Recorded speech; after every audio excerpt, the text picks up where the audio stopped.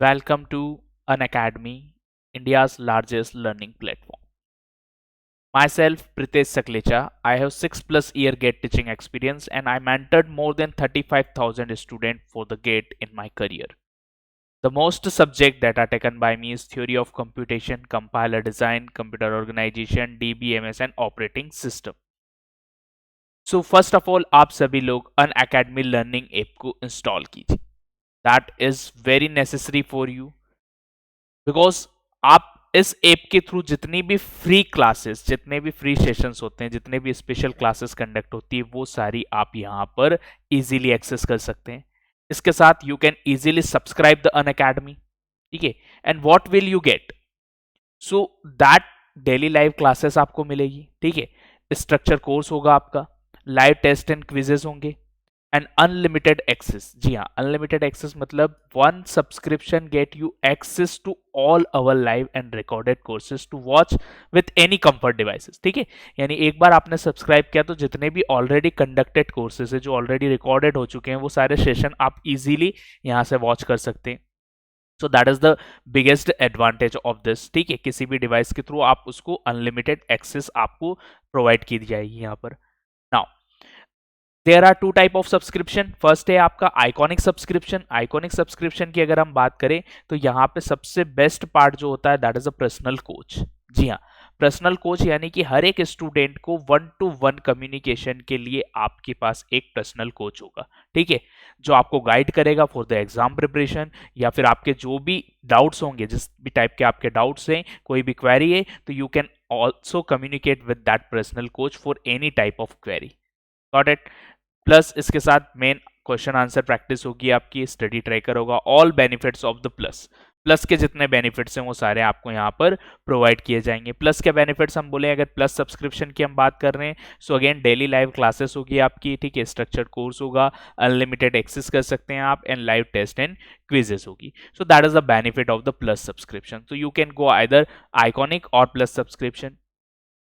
If you go the section get in EAC, तो आप particular branch से related कितने कोर्सेस वहां पर कंडक्ट हो रहे हैं, you can easily see them. ठीक है. सो अगर हम बात करें यहाँ पर प्लस प्लान की, प्लस सब्सक्रिप्शन में आपको क्या बेनिफिट है. देखिए, प्लस सब्सक्रिप्शन की फी है आपकी 30,250 for the 12 month. And if you use my code Pritesh10, अगर आप ये कोड यूज करते हैं, then you get instant 10% discount and the fee will become 27,225 rupees. Got it? And if you go for the iconic subscription, then the fee is 50,000. ठीक है, for the 12 month, and if you use my code Pritesh10, then you get instant 10% discount, that 45,225. Got it? Now आज का session हम यहाँ से start करते हैं. That most important MSQ of the DBMS. ठीक है. डीबीएमएस से रिलेटेड आपके इंपोर्टेंट मल्टी सेलेक्ट क्वेश्चन हम यहाँ पर देखेंगे. So the first question is, consider the relation. एक relation दिया है with the following functional dependency. Which of the following is are false? कौन सा statement इसमें से false होगा? That is the question. It is a multi select. एक से ज्यादा ऑप्शन आपके राइट है यहाँ पर.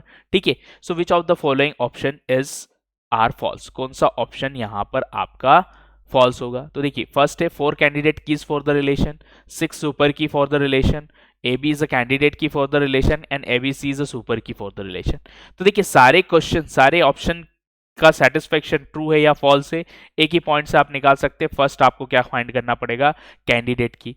So what is the candidate की ऑफ दिस रिलेशन? तो हम बोल रहे हैं कि दैट द फंक्शनल डिपेंडेंसी आपकी जो दी हुई है, that is this E to A and A to E. Now हम क्या बोलते हैं यहाँ पर कि कैंडिडेट की में वो एट्रीब्यूट 100% प्रेजेंट होंगे जो फंक्शनल डिपेंडेंसी के राइट हैंड साइड में नहीं है. तो अगर आप यहाँ पे देखें तो सी, ए और ई राइट हैंड साइड में है आपके, यानी सी, ए और ई आप हटा दें यहाँ से, तो आपके एट्रीब्यूट बचते हैं B, D, G, B, D, H. That is 100% present in a functional dependency. ठीक है. फंक्शनल डिपेंडेंसी में प्रेजेंट, राइट हैंड साइड में प्रेजेंट नहीं है, इट 100% प्रेजेंट इन दी की, कैंडिडेट की में ये प्रेजेंट होंगे. अब देखिए, अगर इनके क्लोजर से सारे एट्रीब्यूट रिलेशन के आ जाते हैं तो हम क्या बोलेंगे कि ये आपका एकमात्र सिंगल कैंडिडेट की होगी. लेकिन अगर आपके इनसे सारे एट्रीब्यूट नहीं आते हैं तो फिर हम एक्स्ट्रा एट्रीब्यूट इसमें ऐड करके कैंडिडेट की ट्राई करेंगे कि कितनी कैंडिडेट की बन रही है. तो पहले तो आप बी, डी, एच का क्लोजर निकालेंगे. तो बी, डी, एच के क्लोजर में बी, डी, एच तो आ ही जाएगा आपका. फिर डी से आप सी ले सकते हैं, दैट इज द सी. ठीक है, अब डेफिनेटली अब यहाँ पर हम क्या बोल रहे हैं कि डी से सी ले लिया हमने, that B D H D से सी। अब ए या ई को जनरेट करने के लिए आपको ए या ई में से कोई भी एक एट्रीब्यूट यहाँ होना कंपलसरी है। ठीक है, सो डेफिनेटली यहां पर हम बोल रहे हैं कि बी डी एच तो आ गया आपका, ठीक है, दैट इज दिस। अब ए और ई में से कोई भी एक एट्रीब्यूट लेंगे तो सेकंड एट्रीब्यूट ऑटोमेटिक आ जाएगा, यानी कि इससे सारे एट्रीब्यूट जनरेट नहीं हो रहे हैं आपके, यानी आपको इसके साथ कोई एक्स्ट्रा एट्रीब्यूट ऐड करना पड़ेगा। अगर हमने लिखा A B D H like this, तो इस केस में आपके एट्रीब्यूट, अगर इसका क्लोजर निकाला हमने, ए ऐड किया इसके साथ, ठीक है, सो आपका ए बी डी एच तो आ ही जाएगा। ठीक है, जिस एट्रीब्यूट का क्लोजर निकालते हैं जिस सेट का, वो सारे एट्रीब्यूट आएंगे, प्लस ए के क्लोजर आप देखें तो ई आ जाएगा, ठीक है, एंड डी के क्लोजर से सी आ जाएगा, या ए बी के क्लोजर से सी ले सकते हैं आप, यानी कि यहां से सारे एट्रीब्यूट जनरेट हो गए, यानी A B D H is a key. यानी आपने बी डी एच का क्लोजर निकाला था, ठीक है, सो बी डी एच के क्लोजर में सारे एट्रीब्यूट नहीं आए, इसलिए हमने उसमें एक एक्स्ट्रा एट्रीब्यूट ए ऐड करके देखा कि क्या वहां से सारे एट्रीब्यूट आ रहे हैं, तो यस इट जनरेट ऑल, यानी कि ये आपकी कैंडिडेट की हो गई। अब देखिए A B D H is a candidate key, इसके साथ अब आपको देखना है कि डेफिनेटली ए के अलावा कोई और एट्रीब्यूट ऐड करने से भी बन रही है क्या कैंडिडेट की। तो देखिए हम यहाँ पे सिंपल सा क्या बोलेंगे कि ए जिस एट्रीब्यूट से जनरेट हो रहा है, ठीक है, वो भी आपका कैंडिडेट की को यूज कर सकता है, so that A is generated by E, यानी कि ए की प्लेस पे अगर मैं ई लिख देता हूं, E B D H, then definitely it is also a candidate key, क्योंकि ई से आप ए जनरेट कर ही पाएंगे, जैसे ई बी डी एच लिख दिया आपने, और ई से ए जनरेट कर देंगे और डेफिनेटली ए बी से सी या डी से सी आ जाएगा आपका, so that all generate the attribute. तो ये दो कैंडिडेट की हो गई। क्या इसके अलावा कोई और एट्रीब्यूट ऐड करने से होगा? क्या हम सी एट्रीब्यूट ऐड कर दे तो आ जाएगा? तो डेफिनेटली सी अगर इसमें ऐड करते हैं तो आपके सारे एट्रीब्यूट नहीं आएंगे, क्योंकि सी तो वैसे ही आ रहा है आपका यहाँ पर, सो डेफिनेटली सी को ऐड करने से नहीं होगा। आप यहाँ पे बात करें कि हम दैट एच और ई तो हमने देख ही लिया, ठीक है, ए ई के लिए देख लिया, और डेफिनेटली सी से नहीं हो रहा है, यानी कि एग्जैक्टली दो कैंडिडेट की है आपकी, there is exactly two candidate key. तो ये पूछ रहा है कितनी कैंडिडेट की, यहाँ पर फर्स्ट ऑप्शन बोल रहा है 4 candidate key, so definitely it is false, और हमें फॉल्स स्टेटमेंट ही फाइंड करने, यानी ए इज करेक्ट, ठीक है। सो सेकेंड बोल रहा है 6 सुपर की। तो देखिए दो कैंडिडेट की है आपकी, टोटल नंबर ऑफ सुपर की कितनी होगी? तो सुपर की फाइंड करने का रूल क्या होता है आपका, कि जितने नंबर ऑफ कैंडिडेट की यहाँ पर है, ठीक है, जितने एट्रीब्यूट्स यहाँ पर दिख रहे हैं आपको, that how many attributes, that is the 4 attributes, ठीक है। सो टोटल एट्रीब्यूट रिलेशन में कितने हैं? देयर आर 6 एट्रीब्यूट, ठीक है, द रिलेशन कंटेन 6 एट्रीब्यूट, और हमारे पास कैंडिडेट की में कितने एट्रीब्यूट है? दैट आर द 4 एट्रीब्यूट, ठीक है, ए बी डी एच। तो सुपर की अगर आप फाइंड करें, ए बी डी एच के थ्रू हम सुपर की फाइंड करेंगे, प्लस इसके साथ हम क्या बोल रहे हैं, EBDH के थ्रू। तो हम देखिए टोटल सुपर की का फॉर्मूला आपका क्या बनेगा, दैट सुपर की विथ ABDH के थ्रू जितने सुपर की आ रही है, प्लस सुपर की विथ EBDH से जितने सुपर की बनाएंगे आप, माइनस सुपर की विथ दोनों के कॉम्बिनेशन से ABDH। तो देखिए ABDH BDH तो कॉमन है, तो ABDHE लिख सकते हैं आप, ठीक है, क्योंकि दोनों में सारे एट्रीब्यूट रखने हैं, तो डेफिनेटली 3 एट्रीब्यूट तो कॉमन है, ए और ई आ गया। तो ये हम माइनस क्यों कर रहे हैं? That simple principle of inclusion exclusion apply करते हैं हम, कि ABDS से जितनी भी की बनाएंगे आप और EBDS से जितने भी बनाएंगे, तो इसमें भी और इसमें आपकी दो ऐसी की होगी जो 2 बार काउंट होगी, उसको आपको सब्सट्रैक्ट करना है, ठीक है। तो देखिए यहां पर अगर आप देखें, सो ये बोल रहा है 6 सुपर की बननी चाहिए, ठीक है, इसके अकॉर्डिंग। सो हम यहाँ पे बोल रहे हैं कि 4 एट्रीब्यूट्स हैं आपके, ठीक है। अब टोटल कितने हैं? 6 है, तो फॉर्मूला क्या होता है आपका 2n माइनस जितने एट्रीब्यूट यहाँ पर है, n यानी total number of attributes, that is 6, number of attribute is 6, तो 2 माइनस जितने एट्रीब्यूट की में यूज हो रहे हैं, प्लस 2 माइनस कितने एट्रीब्यूट की में यूज हो रहे हैं, तो दोनों जगह 4 यूज हो रहे हैं, ठीक है, माइनस 2 माइनस की में कितने एट्रीब्यूट यूज हो रहे हैं 5, दैट इज दिस। सो ये 2 कितना होगा 6 माइनस 4 यानी कि 2 that is the 4, plus 2 that is 4, 8 minus 2 minus 1 is 1 यानी कि 2, 8 माइनस 2 दैट इज 6, तो 6 सुपर की आपकी यहाँ पर बनेगी, दैट इज डेफिनेटली करेक्ट। अब देखिए यू कैन ऑल्सो फाइंड कि कौन कौन सी 6 सुपर की है आपकी, तो देखिए ये स्टेटमेंट करेक्ट है आपका। लास्ट क्या बोल रहा है, A B is a candidate key, तो क्या ए बी कैंडिडेट की है? डेफिनेटली नहीं है। A B C super key, तो क्या ए बी सी सुपर की होगी? डेफिनेटली नहीं है। यानी कि आपके ए सी और डी तीन स्टेटमेंट फॉल्स हैं आपके डेफिनेटली, और बी स्टेटमेंट आपका ट्रू है। So the answer is A C and D, ठीक है, दैट इज द आंसर की आपकी ये हो गई। अब अगर हम यहाँ देखें कि कौन कौन सी सुपर की है आपकी, तो देखिए अगर आप देखें यहाँ पर that is A B, T H, कोई भी एक्स्ट्रा एट्रीब्यूट यहाँ ऐड करेंगे। Every candidate key is a minimal super key, तो ये तो आपकी सुपर की होगी सही। इसके साथ आपने ऐड कर दिया लाइक सी, ठीक है, इसके साथ आपने ऐड कर दिया दैट एच डी एच ई, ठीक है। सो आपने इसको ई को एच किया तो देखिए बी डी एच ई आपका ऑटोमेटिकली यहां पर ये बन गया। दैट्स हम जस्ट ऐड करके देख रहे हैं पहले इसके साथ, ठीक है। A B D H total आपके कितने एट्रीब्यूट है 6, तो ये 5 का तो आपने 2 बना ही दिया, सी और ई, ठीक है। अब डेफिनेटली डी एच और सी और डी दोनों ऐड कर दिया आपने, तो ये बन जाएगी आपकी। सो दैट 4 की तो ये बन गई। और एक आपकी जो ई बी डी एच है, ठीक है, कैंडिडेट की, it is also minimal super key, तो 1 2 3 4 5 ये बना आपका। फिर हम क्या बोल रहे हैं, ई बी डी एच, देखिए आपका यहाँ पे देखिए E B D H, E B D H इसके साथ ए ऐड करेंगे तो ये ऑलरेडी आपने देख लिया, ठीक है। ई बी डी एच के साथ अगर आप that is E B D H इसके साथ ए सी ऐड करेंगे तो हो जाएगा। सिर्फ आप सी अगर ऐड करें तो यहाँ एक और की बनेगी आपकी E B D H C, क्योंकि ये ऊपर कहीं रिपीट नहीं हो रही है। So that is 6 different super key, इसके अलावा कोई सुपर की नहीं बनेगी। So B is the right, A C and D is false, तो 3 स्टेटमेंट फॉल्स होंगे आपके। Got it. So first question का आंसर है आपका ए सी डी। Now next question number 2, consider the relation. एक रिलेशन दिया है आपको, ठीक है, with the functional dependency set, which of the following is not irreducible set. कौन सा आपका इररिड्यूसिबल सेट नहीं होगा, विच of the following is not irreducible set for the relation. कौन सा इररिड्यूसिबल नहीं है, इसका मतलब क्या बोल रहे हैं हम, दैट डेफिनेटली आपको क्या फाइंड करना है, मिनिमल कवर, ठीक है। और हमें पूछा है कि इनमें से कौन सा मिनिमल कवर नहीं होगा आपका, ठीक है। So which of the following is not irreducible set, यानी कि कौन सा मिनिमल कवर नहीं है आपका। Got it. सो कैसे चेक करेंगे हम, सो देखिए हाउ टू फाइंड दैट। सो आप जस्ट क्या करें, मिनिमल कवर फाइंड करें, ठीक है। ऑब्वियसली कोई ना कोई मिनिमल कवर यहां पर होगा आपका। सो देखिए फर्स्ट आप मिनिमल कवर का लॉजिक क्या होता है आपका, कि राइट हैंड साइड पे सिंगल एट्रीब्यूट होना चाहिए। टी यू से आपका वी दिख रहा है, टी से यू एंड टी से डब्ल्यू लिख दिया हमने, ठीक है। टी डब्ल्यू से एक्स दिख रहा है आपको, दैट यू से डब्ल्यू एंड यू से एक्स लिख दिया हमने, दैट इज दिस। और एक्स से वाई है आपका। ये फंक्शनल डिपेंडेंसीज आपकी सारी यहाँ पर आ रही है, देखिए हमने यहाँ पे डिकम्पोजिशन अप्लाई कर दिया इन दोनों फंक्शनल डिपेंडेंसी को, ताकि राइट हैंड साइड पे यूनिक एट्रीब्यूट दिखे। अब हम यहाँ पे क्या बोल रहे हैं कि यू जस्ट फाइंड, देखिए आप क्या करेंगे, इसमें जो रिडंडेंट फंक्शनल डिपेंडेंसी है उसको रिमूव करना है आपको, ठीक है। सो हम यहाँ पे क्या बोल रहे हैं कि आपका टी यू से, देखिए आप डेफिनेटली इन दिस केस हम क्या बोल रहे हैं, टी यू से क्या वी जनरेट हो सकता है। रिडंडेंट फंक्शनल डिपेंडेंसी कैसे फाइंड करते हैं, कि ये फंक्शनल डिपेंडेंसी है आपकी टी यू से वी, इसका यूज किए बिना क्या आप टी यू के क्लोजर में वी जनरेट कर सकते हैं। Without using this functional dependency क्या टी यू के क्लोजर में वी आ सकता है। तो देखिए आप राइट हैंड साइड में इसके अलावा कहीं वी है ही नहीं, तो डेफिनेटली टी यू का क्लोजर अगर आप without using this T U का क्लोजर इनके हेल्प से निकालेंगे आप, तो कभी वी नहीं आएगा, क्योंकि वी राइट हैंड साइड में ही नहीं है आपका डेफिनेटली। सो हम क्या बोलेंगे कि it is compulsory, it is not redundant. फिर आपने बोला टी से यू, तो विदाउट यूजिंग दिस क्या टी से यू जनरेट कर सकते हैं आप।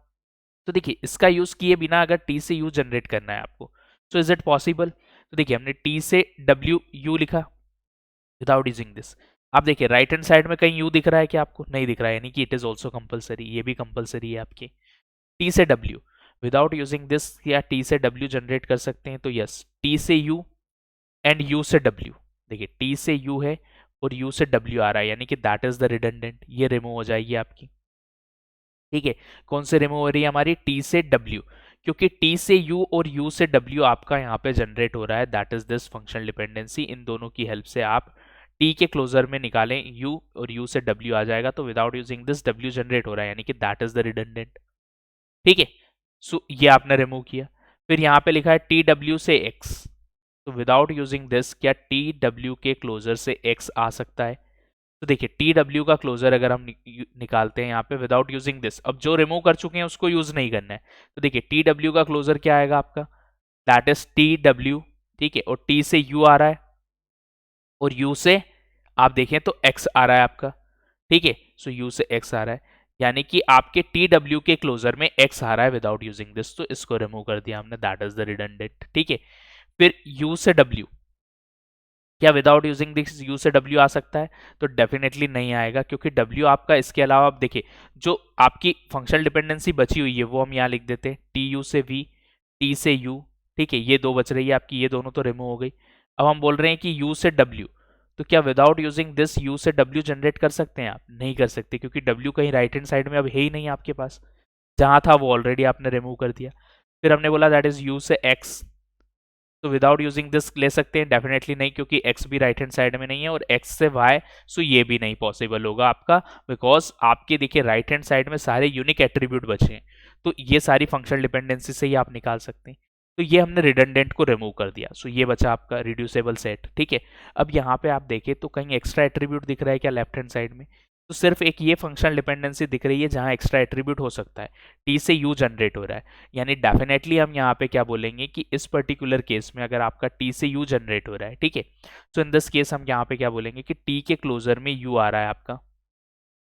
अगर टी के क्लोजर में यू आ रहा है, यानी कि ये यू जो है वो एक्स्ट्रा एट्रीब्यूट है, आप you can replace this U by T, यानी टी डॉट टी क्या बचेगा आपका? सिर्फ टी बचेगा, या जस्ट आप इस यू को रिमूव कर दें, क्योंकि टी के क्लोजर में यू आ रहा है, तो U is extra attribute, that is the extraneous attribute. तो आपके पास क्या बचेगी फंक्शनल डिपेंडेंसी? टी से वी, टी से यू, यू से डब्ल्यू, एंड यू से एक्स, एंड एक्स से वाई। Got it?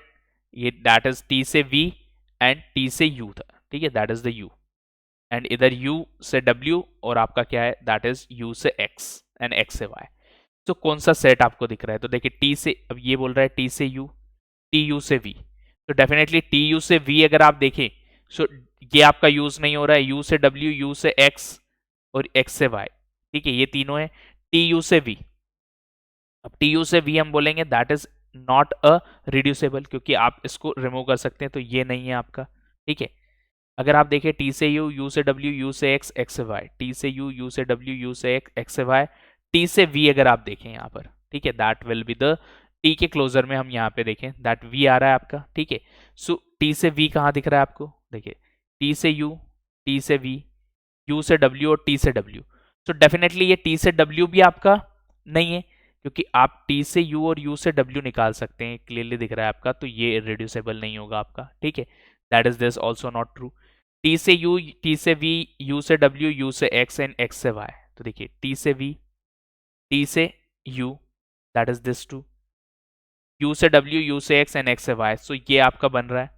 ठीक है, सी भी नहीं आएगा आपका, टी से वी नहीं दिया, यानी कि A C D is the not reducible set, B आपका होगा, so the answer is A C D. तो राइट आंसर आपका ए सी डी आ रहा है, इस केस में भी आपका राइट आंसर क्या आ रहा है? That is A C D. Got it? Now the next question, consider the following schedule with two transaction T1 and T2. Which of the following problem is are exist in the schedule S? कौन कौन सी problem आपकी यहाँ पे exist हो रही है? First dirty read, unrepeatable read, lost update, या blind write. तो देखिए डर्टी रीड का मतलब होता है कि अनकमिटेड रीड डेटा को रीड करना, किसी ट्रांजेक्शन ने अपडेट किया और दूसरा ट्रांजेक्शन उसे क्या कर रहा है? रीड कर रहा है without commit of that transaction, तो ये क्लियरली दिख रहा है, ये राइट करने के बाद यहाँ रीड हो रहा है, लेकिन T2 अभी कमिट नहीं हुआ है आपका, यानी कि दैट इज डर्टी रीड। तो डर्टी रीड तो दिख गया आपको, और उसके बाद अगर आप देखिए तो पहला रीड यहाँ हो रहा है, उसके बाद अगेन फिर से रीड हुआ सेम डेटा आइटम, तो दैट इज अनरिपीटेबल रीड, ये अनरिपीटेबल रीड हुआ आपका। ठीक है, एक ही टाइप का डेटा बार बार रीड हो रहा है। उसके बाद लॉस्ट अपडेट, सो अगर आप देखें इसने रीड भी किया, इसने रीड भी किया, इसने राइट भी किया यहाँ पर, ठीक है, और ये फिर क्या कर रहा है? बी को राइट कर रहा है, यानी डेफिनेटली इसने बी रीड करके कोई ना कोई ऑपरेशन परफॉर्म किया होगा, उसके बाद इसने राइट किया और इसने फिर इसको ओवर राइट कर दिया, तो that is the lost update. ठीक है, ये अपडेट लॉस्ट हो रहे हैं आपके। और यहाँ पे T1 में देखें आप, तो सी को बिना रीड किए डायरेक्टली राइट कर रहा है, so that is called blind write, तो ब्लाइंड राइट भी हो रहा है आपका, यानी कि that all problems exist, so all are true, A B C D all are true. Got it? Now next question है, which of the following statement conflict serializable schedule? कौन सा कन्फ्लिक्ट सीरियलाइजेबल शेड्यूल होगा आपका यहाँ पर? तो देखिए चार ऑप्शंस दिए हैं हमें, डेफिनेटली चार शेड्यूल है। हमें सबस्क्रिप्ट जो लिखा है दैट इज द ट्रांजेक्शन, तो देखिए 1 3 2 1 2 3, यानी तीन ट्रांजेक्शन है T1 T2 T3। इसके लिए चेक करना है आपको, पहला ऑप्शन हम चेक करते हैं। देखिए हम डायरेक्टली इसी सीक्वेंस से कैसे प्रूफ करेंगे? ये बोल रहा है रीड ए, यानी कि R1 T1 में रीड हुआ ए, अब आपको देखना है T2 या T3 में कहीं ए पे राइट हुआ है क्या, तो आप क्लियरली देखिए तो इसके बाद ए पे कोई ऑपरेशन ही नहीं हो रहा है आपका, ना तो किसी T1 में, T2 में या T3 में, यानी इसके लिए कोई कन्फ्लिक्ट नहीं है। ये बोल रहा है T3 में रीड हुआ है बी, और उसके बाद T3 में ही बी राइट हो रहा है आपका। तो देखिए T3 में रीड हुआ है और T3 में ही राइट हो रहा है, यानी कोई एज नहीं जाएगी इसके लिए भी।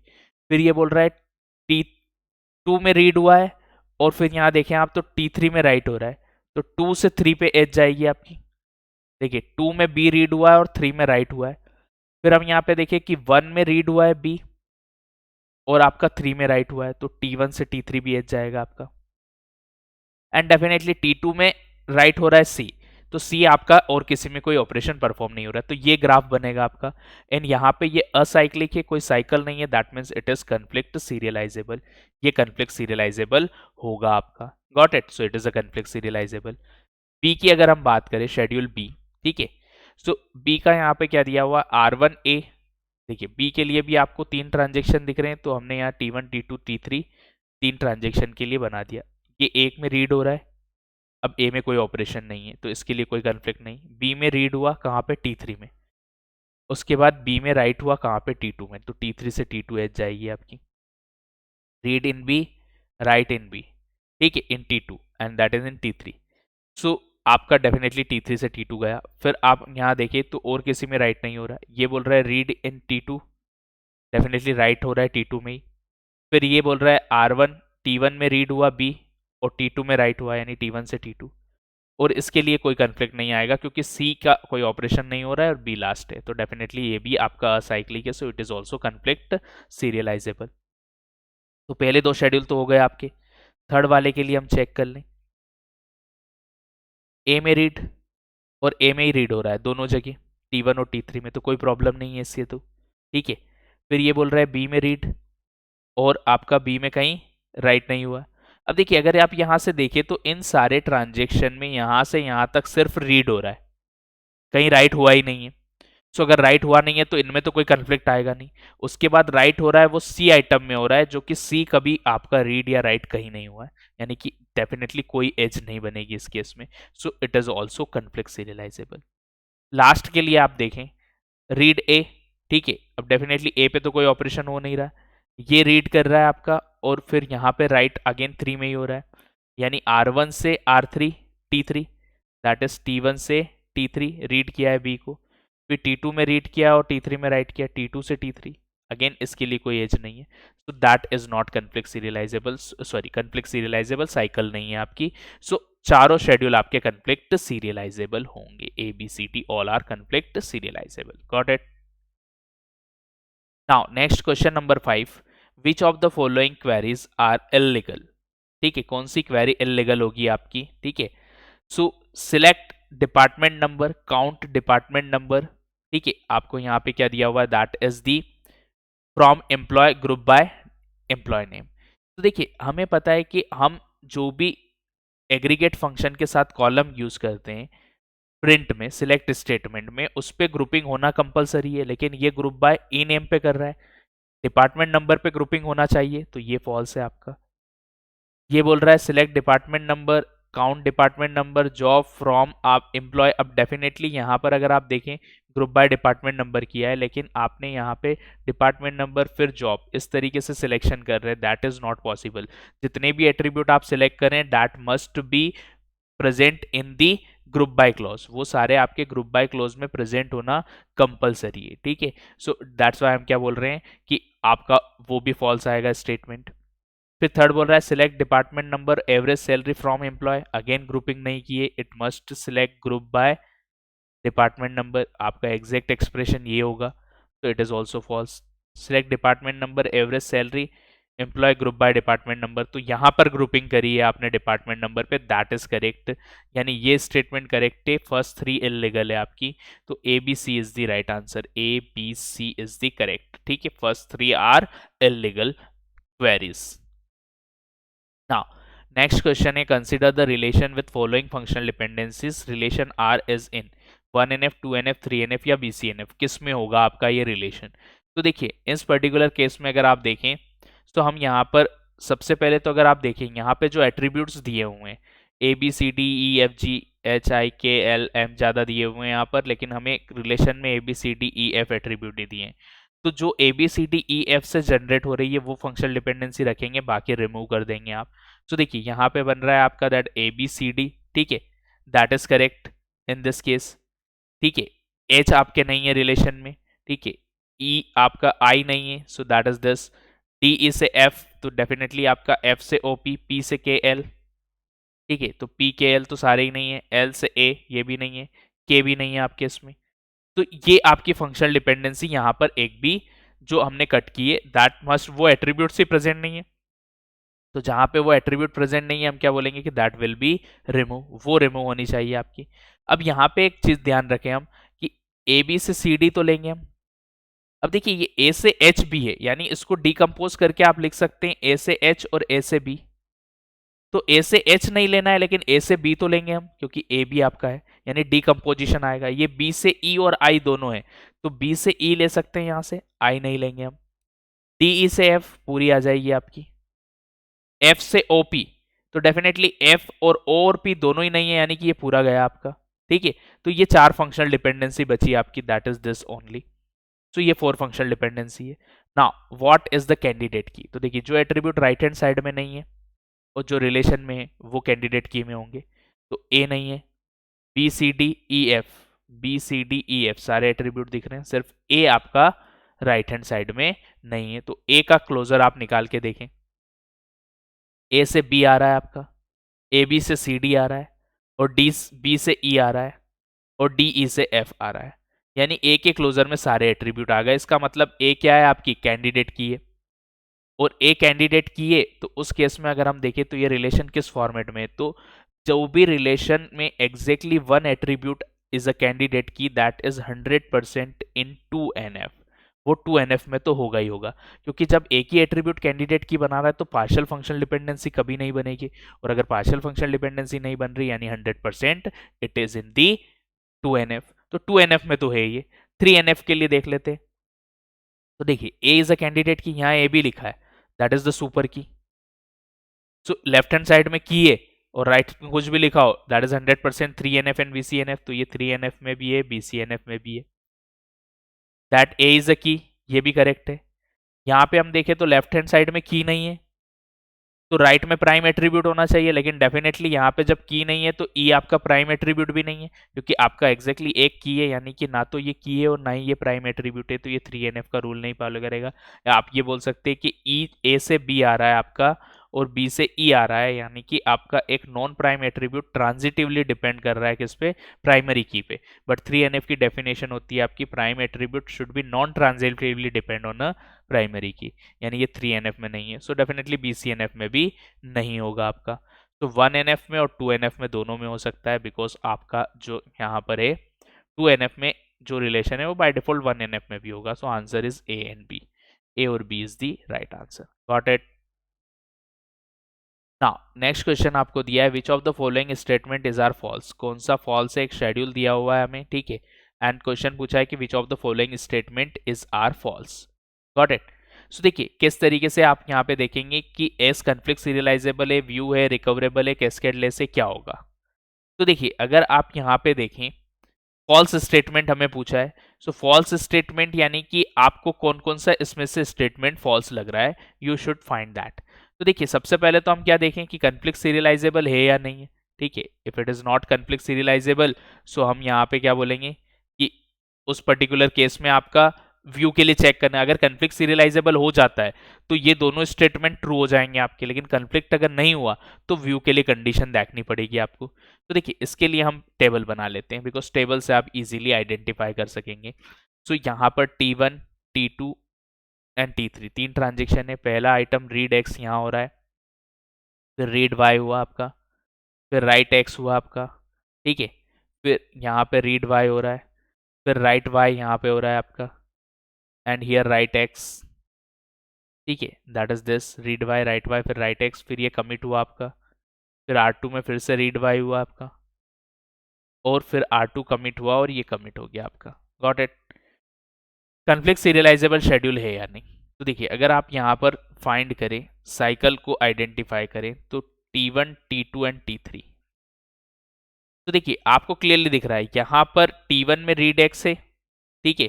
अब यहाँ पे T3 में आपका सिर्फ राइट वाई हो रहा है, ठीक है। तो ये देखिए इसी में साइकिल दिख रही है आपको, T2 से T3 रीड राइट और फिर राइट से रीड, यानी कि दैट इज द T2 से T3, T3 से T2, that is the cycle. So conflict serialisable तो नहीं है ये डेफिनेटली आपका, it is not a conflict serialisable. क्या ये व्यू सीरियलाइजेबल है? तो हमारे पास एक प्रॉपर्टी होती है कि if the schedule is not conflict serializable and if there is any blind write, अगर कॉन्फ्लिक्ट सीरियलाइजेबल भी नहीं है और अगर आपके पास कोई ब्लाइंड राइट भी नहीं है तो वो व्यू नहीं होता है। तो देखिए यहाँ पे ब्लाइंड राइट तो दिख रहा है आपको, दैट इज दिस। तो इस केस में आपको फिर मैन्युअली चेक करना पड़ेगा कि कहीं ये व्यू सीरियलाइजेबल तो नहीं है, ठीक है। सो डेफिनेटली आपको यहाँ पर चेक करना पड़ेगा कि व्यू सीरियलाइजेबल तो नहीं है। तो देखिए व्यू के लिए हम क्या बोल रहे हैं, पहले T1 को एग्जीक्यूट कर सकते हैं क्या हम?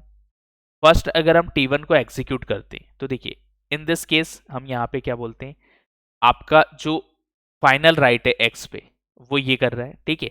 अगर मैं पहले T1, देखिए T2 और T3 का रिलेशन समझे आप, T1 को तो पहले एग्जीक्यूट कर सकते कोई प्रॉब्लम नहीं है, और T1 को अगर आप फर्स्ट में एग्जीक्यूट करते हैं, ठीक है, उसके बाद अगर आप T2 को एग्जीक्यूट करते हैं तो ये दोनों रीड ऑपरेशन पहले हो जाएंगे, यानी कि T2 को अगर आप रीड वाई यहाँ पे लिख देंगे, ठीक है, एक साथ, और उसके बाद T3 का राइट वाई लिखेंगे, तो डेफिनेटली ये जो अपडेटेड रीड ले रहा था आपका, राइट वैल्यू जो रीड कर रहा था अपडेटेड वैल्यू कर रहा था, अब इनिशियल करेगा, यानी T2 को पहले नहीं लिख सकते। और अगर T3 को पहले कर दिया आपने तो ये राइट वाई पहले आ जाएगा आपका, दैट विल, और ये दोनों रीड वन में चले जाएंगे। बट ऐसा नहीं है, ये इनिशियल रीड था आपका, यानी T2 और T3 में से किसी भी शेड्यूल को पहले एग्जीक्यूट नहीं कर सकते, that means it is not view serialisable. So conflict भी नहीं है, व्यू भी नहीं है, दोनों स्टेटमेंट फॉल्स हैं। एज इज रिकवरेबल शेड्यूल, क्या ये रिकवरेबल होगा आपका? Is it recoverable?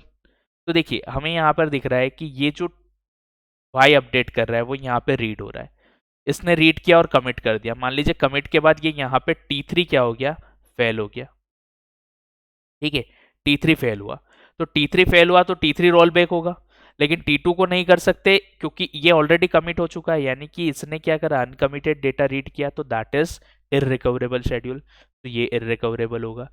S is cascadeless schedule, so definitely cascadeless schedule भी नहीं है आपका, इट इज नॉट कैस्केडेड, क्योंकि जब आपका यहाँ पर रिकवरेबिलिटी नहीं है, सो डेफिनेटली उस केस में हम क्या बोलेंगे कि यहाँ पर आपका डिपेंडेंसी है और एक ट्रांजेक्शन के फेल होने से दूसरे को रोल बैक करना पड़ रहा है हमें, तो कैस्केडलेस शेड्यूल भी नहीं है, कैस्केडिंग रोल बैकिंग है यहाँ पर। सो ऑल आर फॉल्स, सारे स्टेटमेंट क्या है आपके, फॉल्स होंगे यहाँ पर, that all statements are false, got it. Now which of the following statement is are correct, कौन सा करेक्ट है, लास्ट क्वेश्चन आपका, question number 8। Schedule is possible under rigorous 2PL, schedule is possible under strict 2PL, possible under conservative 2PL and is possible under 2PL। तो देखिए हमें पता है कि स्ट्रिक्ट 2PL, कंजर्वेटिव और आपका नॉर्मल 2PL की अगर हम बात करें तो हम क्या बोलते हैं, 2PL में हम क्या बोल रहे हैं, कंडीशन क्या होती है, ग्रोइंग श्रिंकिंग फेज देखना रहेगा आपको, ठीक है, कि ग्रोइंग और श्रिंकिंग फोर्स प्रॉपरली वर्क कर रहा है या नहीं आपका। तो देखिए अगर हम यहां पर देखें, सबसे पहले अब अगर आप यहां पर अप्लाई करते हैं, देखिए स्ट्रिक्ट 2PL, ये जो है आपका कमिट ऑपरेशन तो दिख रहा है, देखिए फर्स्ट T2 को रीड करना है, एक्स को कहीं राइट करना है क्या, नहीं करना है, तो ये शेयर्ड लॉक लगाएगा इस पे एक्स पे, ठीक है। और उसके बाद यहाँ पे देखें तो डेफिनेटली इसको कहीं रीड आगे एक्स को राइट नहीं करना है, ठीक है, तो इसने शेयर्ड लॉग लगाया एक्स पे। उसके बाद हम क्या बोल रहे हैं, T1 को राइट करना है, वेल T3 को राइट करना है, गॉट इट। सो क्या ये अनलॉक कर सकता है, तो देखिए अनलॉकिंग के पहले इसे तीनों लॉक लगाने पड़ेंगे, यानी हम यहाँ पर क्या बोले, इसने एक्स पे शेयर्ड लगाया, फिर वाई पे आपने एक्सक्लूसिव लगा दिया, मान लीजिए exclusive on Y, and Z को सिर्फ रीड करना है, यानी शेयर्ड ऑन जेड, ये तीन लॉक हमने एक साथ लगा दिए यहाँ पर, ठीक है। और उसके बाद इसने क्या करा, एक्स को रीड करा और एक्स को अनलॉक कर दिया, क्योंकि एक्स की आगे जरूरत नहीं है, तो यहां से श्रिंकिंग फेज स्टार्ट हो गया आपका, कोई प्रॉब्लम नहीं है, क्योंकि ये आगे कहीं भी अब लॉक लगाएगा नहीं, ऑलरेडी उसने लगा चुका है। तो जैसे इसने अनलॉक किया, इसने एक्सक्लूसिव लॉक लगा लिया इस पे, एक्स पे, और एक्सक्लूसिव लॉक लगाने के बाद इसने क्या कर दिया, अनलॉक कर दिया एक्स को, गॉट इट, इसने अनलॉक कर दिया एक्स को, और जैसे ये अनलॉक करेगा ये एक्सक्लूसिव लॉक लगा लेगा एक्स पे, ठीक है, एक्स पे एक्सक्लूसिव लॉक लगाया। उसके बाद हम क्या बोल रहे हैं कि डेफिनेटली ये यहाँ पे अनलॉक कर सकता है एक्स को, क्योंकि ये दोनों आइटम तो आपके एग्जीक्यूट हो जाएंगे, वाई और जेड, ठीक है। और डेफिनेटली जैसे इसने टास्क कंप्लीट किया, इसने अनलॉक किया वाई को और अनलॉक किया जेड को। आफ्टर देन यहाँ पर आए आप, ठीक है, डेफिनेटली इसके बाद ही हो रहा है ये। रीड एक्स, सारे आइटम अनलॉक्ड है, तो इसने शेयर्ड लॉक एक्स पे लगाया और शेयर्ड लॉक वाई पे लगाया, ठीक है, दोनों लॉक लगा लिए। टास्क कंप्लीट होने के बाद दोनों को अनलॉक कर दिया इसने। तो देखिए हर ट्रांजेक्शन टास्क बिगिन होने से पहले ही क्या कर रहा है, सारे लॉक अप्लाई कर रहा है, ठीक है, यानी कि that is the property of conservative 2PL। Strict 2PL क्या बोलता है आपका, देखिए नॉर्मल 2PL तो हो ही रहा है क्योंकि सारा ऑपरेशन एग्जीक्यूट हो गया, यानी कि it is work in 2PL, तो 2PL तो है ही आपका। स्ट्रिक्ट 2PL क्या बोलेगा आपका कि जो भी किसी पर्टिकुलर लॉक का, ठीक है, कोई डेटा आइटम जो भी एक्सक्लूसिव लॉक है आपका, वो कमिट के बाद ही अनलॉक होना चाहिए। तो देखिए यहाँ पे कमिट के बाद अनलॉक हुआ ये एक्सक्लूसिव लॉक, यहाँ पे कमिट के बाद अनलॉक किया, कोई प्रॉब्लम नहीं है। इधर भी आपने वाई और जेड को कमिट के बाद अनलॉक किया, ठीक है, और ये एक्स को पहले अनलॉक किया, लेकिन ये शेयर्ड था, एक्सक्लूसिव नहीं था आपका। और यहाँ पे भी शेयर्ड लॉक है, तो जितने भी एक्सक्लूसिव लॉक हैं वो सारे कमिट के बाद ही अनलॉक हो रहे हैं, यानी कि आपका आपका ये स्ट्रिक्ट भी होगा। रिग्रेस क्या बोलता है कि शेयर्ड और एक्सक्लूसिव दोनों ही कमिट के बाद अनलॉक होने चाहिए, लेकिन यहाँ पे हमें इस एक्स को पहले ही अनलॉक करना पड़ेगा कमिट ऑपरेशन के पहले, क्योंकि अगर इसको नहीं करेंगे तो ये ऑपरेशन ही एग्जीक्यूट नहीं होंगे। इसका मतलब ये रिग्रेस नहीं है आपका, it is not rigorous 2PL, so it is strict, ठीक है, conservative and 2PL, so BCD is the right answer. Got it? Okay, so that is all about the MSQ of DBMS. So I think you just enjoy this session and just subscribe the Academy. Okay, don't forget to this. And if you subscribe, then use my code Pritesh10 to get instant 10% discount. Got it? So just like and comment. Thank you. Bye bye.